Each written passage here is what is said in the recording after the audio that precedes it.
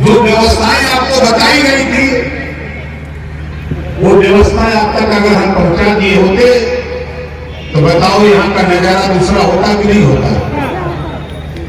कोई बात नहीं, कोई दिक्कत नहीं। हम तो जयंती मनाने आए हैं इस महापुरुष की। यही बगल में बहराइच है, आपके गोरखपुर मंडल के बगल का मंडल है देवी पाटन मंडल, बहराइच जिला। जब ये देश 585 राजा राज करते थे, छोटे छोटे सूबों में राजा हुआ करते थे, उस समय अकेले पूरे देश में 165 राजा अकेली भाग जाति के हुआ करते थे।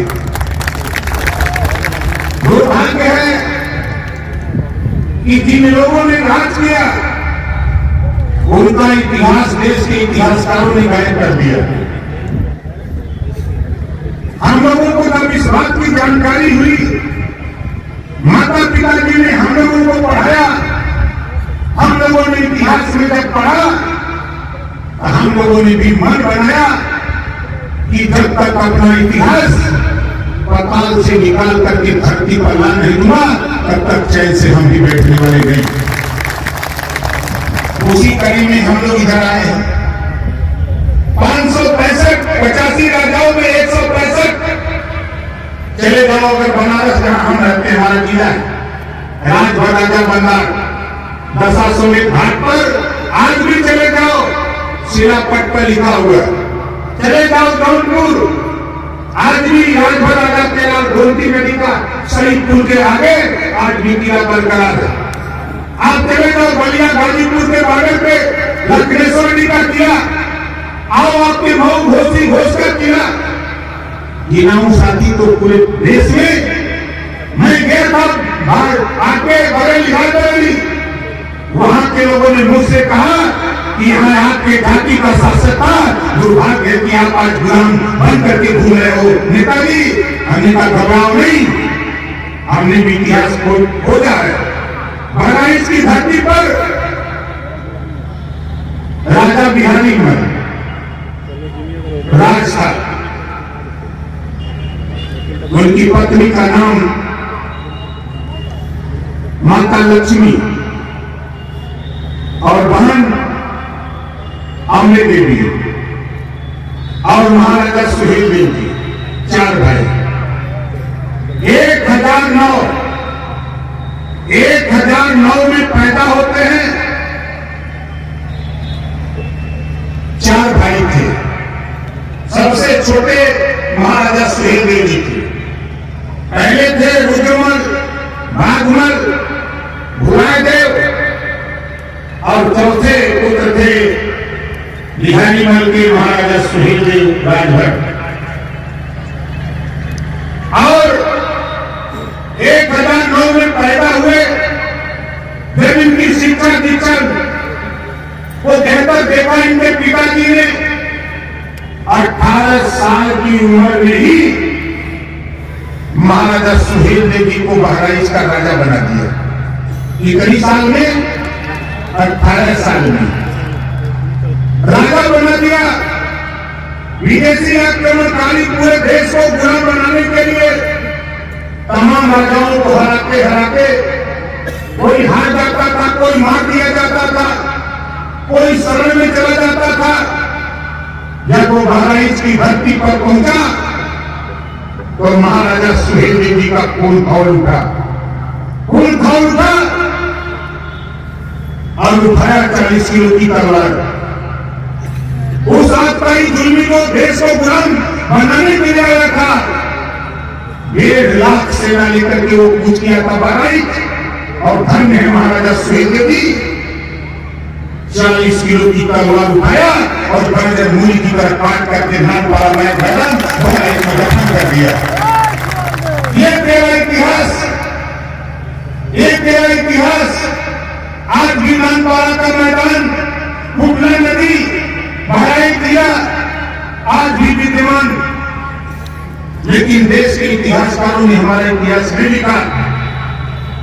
157 साल लगातार जब विदेशी आक्रमणकारी को महाराजा सुहेलदेव जी ने बहराइच की सरजमीन नहीं पड़ा, पूतना नदी के किनारे जब सरगर्म कर दिया, 157 साल लगातार किसी विदेशी आक्रमणकारी की हिम्मत नहीं पड़ी कोई यहां से दिखा दे। ऐसे वीर प्रतापी महाराजा सुहेलदेव जी का इतिहास देश के इतिहासकारों ने दबा दिया, हमने दीवान बनाया। जब मैंने इतिहास पढ़ा तो मैंने इतिहास में पाया कि भगवान राम और लक्ष्मण जी को रावण पतालपुरी ले गया, वो ले गया था कि नहीं ले गया था? किसी की हिम्मत नहीं पड़ी, बड़े बड़े योद्धा तल ठोकते हैं, लेकिन अगर हिम्मत पड़ी तो राजभर जाति में पैदा हनुमान जी की हिम्मत पड़ी। अब आपको लगेगा कि हनुमान जी को जाति बता दिया। जब छोटे छोटे बच्चे गांव में झगड़ा करते हैं, आज भी बुजुर्ग बताते हैं कि भाई जाति के बच्चे जब झगड़ा करते हैं तो बुजुर्ग कहते हैं कि जाए गई भर बानर है सर, वो कहते हैं नहीं कहते ये भर बानर है। आगे चलो, अहिल्या और तारा दो सगी बहने, अहिल्या की शादी गौतम ऋषि से होती है और तारा की शादी बाली से।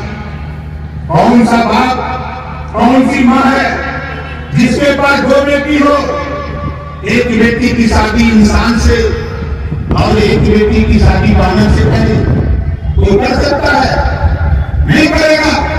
इस नाते साथियों में आपसे कहना चाहता हूं कि घर लड़ी वीरेंद्र जब मन धनवान सुग्री वाली ये बानर थे, ये भाई बानर थे। हनुमान जी ने पतालपुरी में जाकर के राम लक्ष्मण को निकाल करके रावण को मार करके ऊपर ले आए थे धरती पर। होली का वंशज, जब इस बात को मैंने पढ़ा इतिहास में तो मैंने विमान बनाया कि जो मेरा इतिहास पताल में रहा है, हनुमान जी का बिरादर हनुमान जी अगर भगवान राम लक्ष्मण को धरती पर ला सकते हैं तो हम भी महाराजा सुहेलदेव जी को पताल से धरती पर ला सकते हैं। आज आपने थोड़ी सी ताकत पैदा की, थोड़ी सी ताकत आपने पैदा की।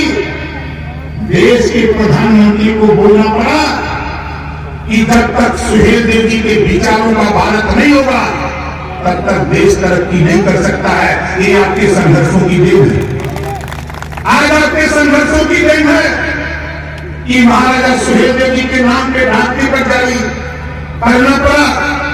महाराजा सुहेलदेव जी के नाम पर आजमगढ़ में यूनिवर्सिटी खुल गई, महाराजा सुहेलदेव विश्वविद्यालय, और महाराजा सुहेलदेव जी के नाम पर ट्रेन चल रही, महाराजा सुहेलदेव एक्सप्रेस जो गाजीपुर से दिल्ली जाती है।